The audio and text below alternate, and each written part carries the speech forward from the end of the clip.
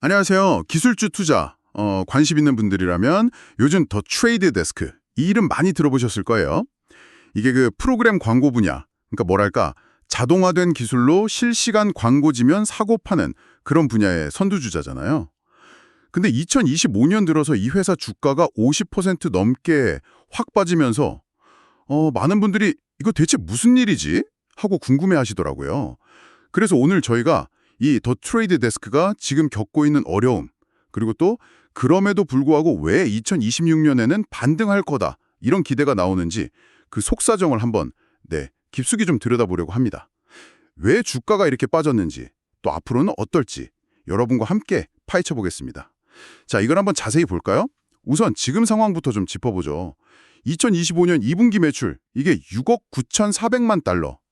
예상치보다 잘 나왔다는데 그런데도 주가는 계속 하락세를 보였어요. 실적은 괜찮은데 주가는 빠진다.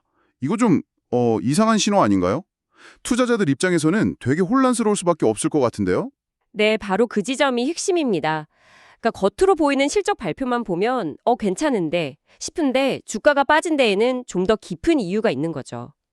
가장 직접적인 원인은 역시 다음 분기, 그러니까 3분기 실적 전망치였어요.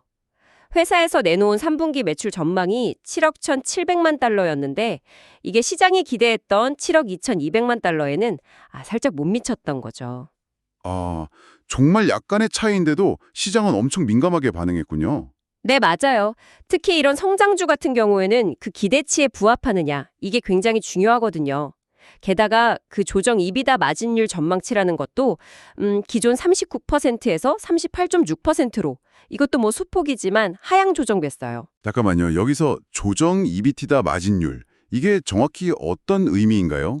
투자자들이 왜 이걸 중요하게 보는 거죠? 좋은 질문이세요. 이게 쉽게 말하면요. 회사가 뭐 이자나 세금, 감가상각비 이런 거 다 빼고 진짜 핵심적인 영업활동으로 얼마나 현금을 잘 벌어들이고 있냐 이걸 보여주는 수익성 지표거든요. 이 마진율이 떨어진다는 건 성장 속도 문제뿐 아니라 수익성의 어떤 질, 여기에 대한 우려를 낳을 수 있는 거예요. 특히나 이렇게 높은 가치 평가를 받아온 성장주의 경우에는 이런 정말 미묘한 성장 둔화 신호나 수익성 약화 조짐만 보여도 투자 심리가 확 위축될 수 있습니다. 혹시 성장의 정점이 좀 지난 거 아닐까 하는 그런 불안감이 작용하는 거죠. 아하, 성장주에 대한 기대치가 워낙 높으니까 작은 틈에도 시장이 예민하게 반응한다. 이런 거군요. 이것 말고 혹시 주가 하락이 영향을 준 다른 요인들은 또 없었나요? 물론 있습니다. 지금 전 세계적으로 보면 거시경제 환경의 불확실성이 상당히 크지 않습니까? 여기에 뭐 관세 문제라던가 인플레이션 압력 같은 요인들이 막 더해지면서 그 더 트레이드 데스크의 주요 고객들, 그러니까 대형 글로벌 광고주들의 예산 집행에 좀 부담을 주고 있다 이런 분석이 나오고 있어요. 글로벌 기업들이 광고 예산을 좀 줄일 수도 있다. 이 말씀이시군요. 이게 뭐 실제로 좀 잠재되는 그런 분위기인가요? 네, 그런 우려들이 약간 현실화되는 조짐들이 보입니다. 실제로 이 광고 구매를 최종 결정하는 담당자들 있잖아요. 그분들 사이에서는 이 관세 문제 같은 게 미디어 예산에 좀 안 좋은 영향을 줄 수 있다. 이런 걱정이 커지고 있어요. 특히 뭐 자동차나 소매 유통 아니면 가전제품 이런 쪽이 경기에 좀 민감하잖아요. 이런 분야에서 광고 예산이 줄어들 가능성이 높다. 이렇게 보는 시각이 많더라고요. 또 이런 분위기를 반영하듯이 2025년 미국 전체 광고 지출 성장률 전망치 자체도요. 연초에는 한 7.3% 봤었는데 최근에는 5.7% 수준으로 하향 조정됐습니다. 광고 시장 전반에 걸쳐서 예산 압박이 좀 가시화되고 있다. 이렇게 볼 수 있는 명확한 신호죠. 와, 경제 전반의 어려움이 광고 시장으로 바로 그냥 흘러 들어오고 있는 그런 형국이네요. 그렇습니다. 게다가 이런 어려운 환경 속에서 그 경쟁 구도 역시 만만치가 않아요. 특히 구글, 메타, 아마존 같은 이 거대 플랫폼들, 우리가 흔히 벽으로 둘러싸인 정원, 뭐 월드가든스라고 부르잖아요. 이런 기업들하고의 경쟁이 점점 더 치열해지고 있죠. 이 회사들은 자기들만의 막대한 사용자 데이터랑 강력한 플랫폼 생태계를 가지고 있잖아요. 이걸 기반으로 광고 시장에서 자기들 힘을 더 키우려고 하니까요. 더 트레이드 데스크는 이런 거인들하고 어떻게 보면 개방된 인터넷 환경에서 경쟁해야 하는 그런 상황인 거죠. 와, 정말 여러 도전 과제가 그냥 확 접쳐 있군요. 거시경제도 안 좋지, 경쟁은 더 심해지지. 단기적인 전망이 그렇게 밝지만은 않아 보이네요. 근데 그럼에도 불구하고 2026년에는 반등할 거다. 이런 기대 섞인 전망도 나오잖아요. 여기서부터가 정말 흥미로워지는 지점인데요. 이런 어려움 속에서도 성장을 이야기하는 근거는 뭘까요? 맞습니다. 네. 단기적으로는 좀 어려워 보여도 장기적인 성장 스토리는 여전히 유효하다. 이렇게 보는 시각이 많거든요. 그 중심에는 몇 가지 핵심적인 동력이 있습니다. 첫 번째로 주목해야 할 것은 바로 인공지능, AI 기반의 차세대 플랫폼 코카입니다. 더 트레이드 데스크가 자체 개발한 AI 엔진 코아, 이걸 엄청 고도화해서 코카이 플랫폼을 내놨는데 이건 뭐 단순한 업그레이드라기보다는 아예 판을 바꾸려는 그런 시도에 가까워요. 광고 캠페인의 타겟팅 정밀도, 메시지 관련성, 그리고 궁극적인 효과, 이걸 아주 혁신적으로 끌어올리겠다. 여기에 목표를 두고 있죠. AI를 활용해서 광고 효율을 완전 극대화하겠다 이런 거군요. 말은 참 좋은데 이게 실제로 좀 성과가 나고 있나요? 네, 성과가 상당히 구체적으로 나타나고 있습니다. 실제로 이 코카이 플랫폼에서 돌린 광고 캠페인들은요, 기존 시스템하고 비교했을 때 주요 성과 지표, 뭐 KPI라고 하죠. 이게 평균적으로 20% 이상 개선되는 효과를 보였다고 해요. 20% 개선이요? 오, 인상적이긴 한데 솔직히 요즘 AI 기반 최적화는 뭐 다른 플랫폼들도 많이 시도하는 거 아닌가요? 코카이만의 진짜 차별점, 뭐랄까 경쟁자들이 쉽게 따라오기 힘든 그런 기술적 혜자 같은 게 있을까요? 아, 예리하신데요. 단순히 그 KPI 20% 개선이라는 숫자 자체보다 저는 더 중요한 게 있다고 봐요. 이게 광고주들의 실제 행동 변화로 이어지고 있다는 점입니다. 코카이로 광고 예산을 이렇게 옮긴 광고주들은요, 그렇지 않은 광고주들보다 전체 광고 지출 증가율이 20% 이상 더 빠르게 나타나고 있어요. 오, 진짜요? 이 코카이 플랫폼을 통해서 이루어졌다는 사실 자체가 광고주들의 강력한 신뢰를 보여주는 증거라고 할 수 있죠. 그리고 코카이는 단순히 광고 효율만 높이는 게 아니에요. 캠페인 성과를 예측하고 자동으로 최적화하는 건 뭐 기본이고요.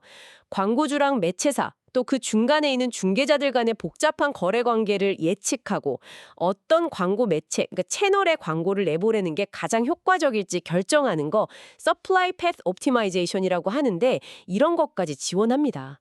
브랜드 광고 생태계 전체의 효율성을 높이는 거죠.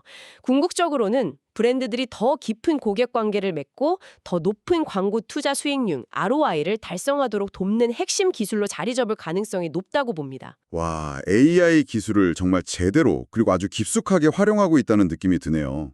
광고주들의 실제 지출 증가로 이어진다는 점이 확실히 강력한 포인트 같습니다.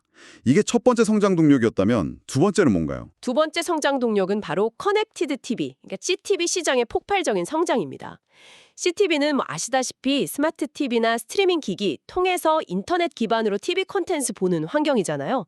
이 시장이 더 트레이드 데스크에게는 현재 가장 빠르게 성장하는 광고 채널이에요. 아, 그거군요. 우리가 집에서 넷플릭스나 유튜브 같은 거 TV로 볼 때 나오는 광고들. 이게 그렇게 빠르게 크고 있다고요? 네, 엄청난 속도입니다. 당장 2분기 실적만 봐도요. CTV를 포함한 비디오 광고가 전체 매출의 40% 이상을 차지했어요. 40%나요? 와. 네, 그만큼 회사 안에서도 핵심적인 영역으로 확 떠올랐다는 뜻이죠. 그리고 파트너십도 계속 늘리고 있어요. 디즈니, MBC 유니버설, 월마트, 로쿠, LG전자, 그리고 최근에는 넷플릭스까지 주요 미디어 기업이나 플랫폼들하고 관계를 계속 강화하고 있죠. 시장 전체를 놓고 보면요. 광고 예산이 기존의 그 지상파나 케이블 TV 같은 전통적인 TV, 선형 TV라고 하죠.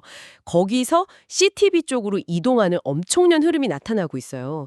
현재 전 세계 광고 지출에서 선형 TV 비중이 한 12% 정도 된다고 하는데 CTV는 2030년까지 이 비중이 40% 이상으로 늘어날 거다. 이렇게 예상됩니다. 그야말로 광고 시장의 지각 변동이죠. 12%에서 40% 이상이라니.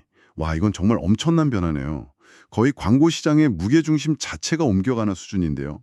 그렇습니다. 앞으로 한 5년 동안 미국 시장에서만 봐도요. CTV 광고 시장 규모가 약 200억 달러 정도 추가로 성장할 것으로 전망되고 있습니다.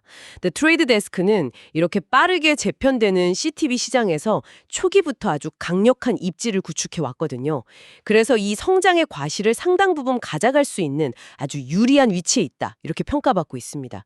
특히 작년 10월에는 오디언스 얼리미티드라는 마켓플레이스의 AI 기반 업그레이드를 발표했는데 이게 광고주들이 CTV 환경에서 더 정교하고 또 비용 효율적으로 타겟 고객한테 다가갈 수 있도록 지원하는 그런 기능이에요. 그렇군요.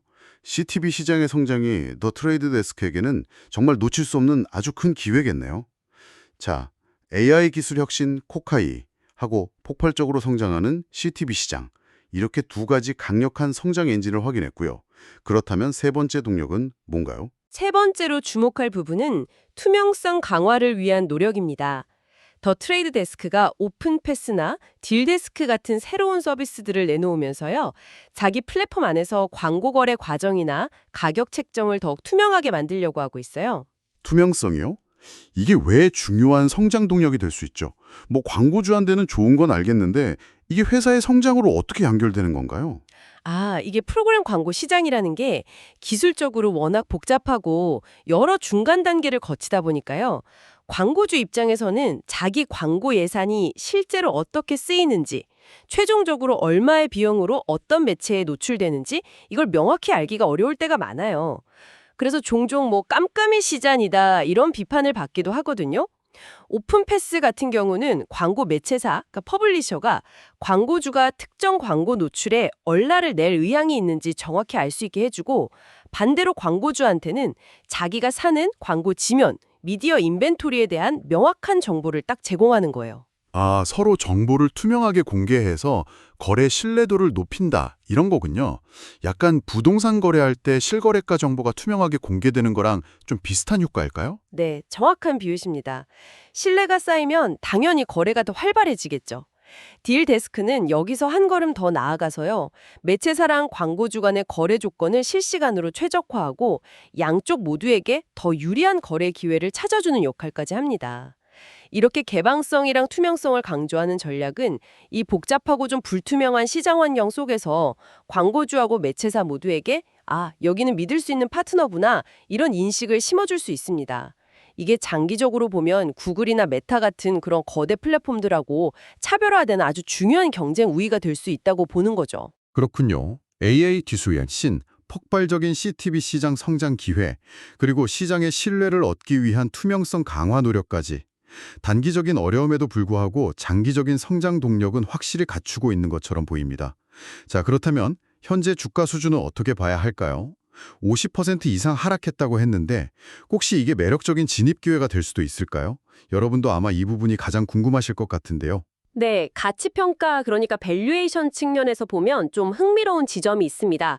현재 더 트레이드 데스크 주식은 매출 대비 주가 비율, PSR이라고 하죠. 이걸 기준으로 보면 약 9.9배 수준에서 거래되고 있거든요. 9.9배면 높은 건가요? 낮은 건가요? 이게 감이 잘 안 오는데. 그쵸. 그 숫자 자체만으로는 판단하기 어렵지만 이 회사의 지난 5년간 평균 PSR이 20.19배였다는 점을 고려하면 상당히 낮은 수준이라고 할 수 있습니다. 물론 과거 평균이 미래를 보장하는 건 아니지만 역사적인 평균치에 비해서 주가가 현저하게 좀 할인된 상태다. 이건 분명한 사실이죠. 와, 과거 평균의 거의 절반에도 못 미치는 수준이네요. 네. 그리고 앞서 저희가 자세히 살펴본 것처럼 회사의 강력한 AI 역량, 특히 그 코카이 플랫폼, 그리고 프로그램 광고 시장에서의 지배력, 특히 폭발적으로 성장하는 CTV 분야에서의 선도적인 위치, 이런 것들을 종합적으로 고려하면요. 현재의 9.9배 PSR은 회사의 장기 성장 잠재력에 비해서 상대적으로 좀 저평가되어 있을 수 있다. 이런 해석이 가능합니다.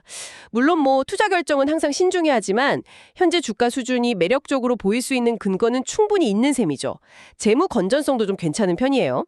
2분기 말 기준으로 보면 현금을 약 17억 달러 정도 보유하고 있습니다. 이 정도면 앞으로 성장을 위한 투자나 예상치 못한 시장 변화에 대응하기에 충분한 유동성이라고 볼 수 있거든요. 부채 부담 없이 미래에 투자할 수 있는 재정적 여력이 있다는 점은 분명 긍정적인 요소입니다. 자, 그럼 오늘 나눈 이야기들을 한번 싹 정리해 보겠습니다. 더 트레이드 데스크는 단기적으로는 거시경제 불확실성, 또 광고 시장 위축 우려, 그리고 거대 플랫폼과의 치열한 경쟁이라는 상당한 도전에 직면해 있습니다. 이것이 최근 주가 급락의 배경이 됐고요. 하지만 동시에 강력한 AI 플랫폼 코카이의 성공적인 안착과 확산, 그리고 거대한 파도처럼 밀려오는 CTV 광고 시장에서의 유리한 고지 점령, 마지막으로 투명성이라는 차별화된 가치를 통해서 장기적인 성장 잠재력 또한 분명하게 보여주고 있다. 이렇게 정리할 수 있겠네요. 기회가 아주 팽팽하게 맞서고 있는 그런 형국이라고 할 수 있겠네요. 글로벌 경제 상황이나 경쟁 환경이 나빠지는 건 분명 무시할 수 없는 리스크죠. 하지만 코카이 플랫폼에 대한 광고주들의 높은 만족도, 그리고 실제 투자 증가로 이어지는 모습, 또 CTV 시장의 구조적인 성장 속에서 선점 효과를 누릴 가능성, 그리고 역사적 평균 대비 현저히 낮아진 현재 주가 수준, 이런 것들은 분명 투자 매력을 높이는 요인들입니다. 이걸 좀 더 큰 그림에서 보면요. 결국 기술 변화의 흐름을 정확히 읽고 핵심 성장 동력을 확보하고 또 끊임없이 혁신하는 기업이 장기적으로 살아남고 성장한다. 이런 어찌 보면 당연하지만 중요한 원칙을 다시 한번 확인시켜주는 그런 사례라고 할 수 있습니다. 그렇군요. 오늘 더 트레이드 데스크 사례를 통해서 우리는 단순히 특정 기업의 주가 전망을 넘어서 이 격변하는 디지털 광고 기술 시장의 역동적인 모습, 그리고 AI 같은 파괴적 혁신 기술이 산업 전체를 어떻게 재편하고 있는지 좀 엿볼 수 있었던 것 같습니다. 만약 여러분께서 기술주 투자나 디지털 광고 산업의 미래 트렌드에 관심이 있으시다면 더 트레이드 데스크의 현재 상황과 앞으로의 행보는 시장의 중요한 변화 방향을 읽는데 매우 흥미로운 참고 자료가 될 것 같습니다. 오늘 더 트레이드 데스크에 대한 심층 분석은 여기까지입니다. 단기적인 어려움 속에서도 AI와 CTV라는 확실한 성장 엔진을 바탕으로 혁신을 멈추지 않는 모습이 참 인상적이었습니다. 마지막으로 여러분께 한 가지 좀 생각해볼 질문을 던지면서 마무리하고 싶습니다. 드 트레이드 데스크가 경쟁 우위로 그렇게 강조하는 투명성 전략이요. 과연 데이터와 플랫폼 파워로 무장한 구글, 메타 같은 그런 벽으로 둘러싸인 정원들과의 경쟁에서 계속해서 차별화 요소가 될 수 있을까요? 아니면 시간이 지나면서 경쟁사들도 비슷한 수준의 투명성을 제공하게 돼서 그 효과가 좀 희석될 가능성은 없을까요? 이 질문에 대한 답을 찾아가는 과정이 앞으로 더 트레이드 데스크와 또 광고 기술의 시장 전체의 미래를 지켜보는 또 하나의 아주 흥미로운 관전 포인트가 될 것 같습니다. 다음에 더 흥미로운 내용으로 찾아뵙겠습니다.